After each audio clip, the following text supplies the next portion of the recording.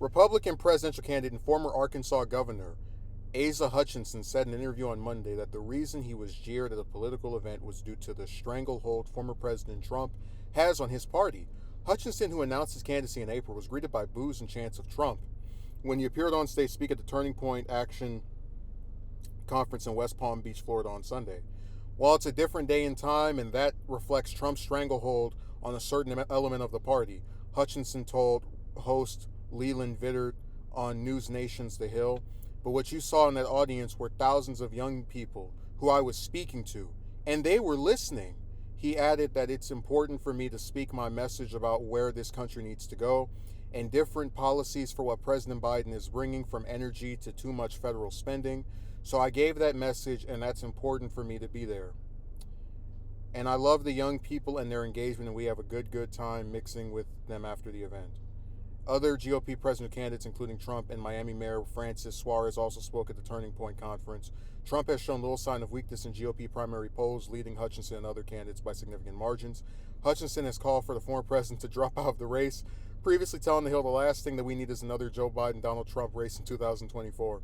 So I agree with the notion that he has a stranglehold on the party, although he tries to say on a certain element of the party. No, it's not a certain element, it's the majority. That's why when you look at polls, you see Trump at 35, 40, 50%. Everybody else is at like 10, 12, maybe 25 if you're DeSantis. But here's what drives me crazy. If you know that Trump has a stranglehold in the party, that there is a segment of voters, it could be as low as 35%, it could be as high as 60 or 70%, who are very unlikely to ever abandon him over anything. Why would you run against him? Because we've said before that what's a lot of people are really worried about is all these different candidates that are polling at 2, 3, 4, 5, 6%.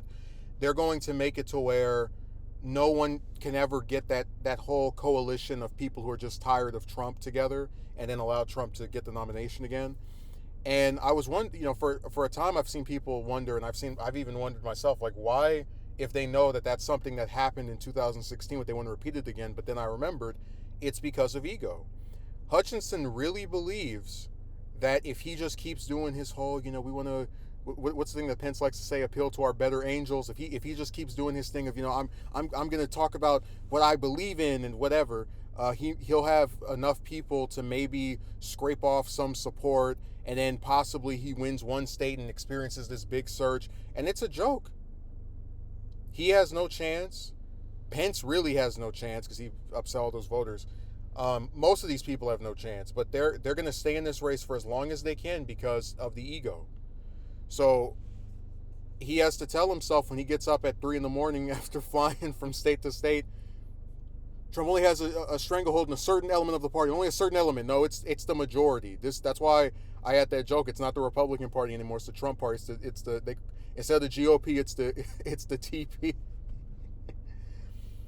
And I'm really looking forward to when he loses, or he might even drop out before they get to this state. But when he loses to Arkansas to Trump, or maybe DeSantis, or one of those two, I'll love to see his reaction, because these people really need to be brought down the peg. And the ways that they lie to themselves are kind of pathetic. Like there's a part of me that really does feel bad for these candidates, because if it were 2028, if it was even 2008, they might have a chance of getting the nomination. But the cult of personality and the popularity of Trump is something that they don't want to account for, and they don't want to accept that this is going to be the third Republican cycle in a row that he's very likely to cruise to victory through.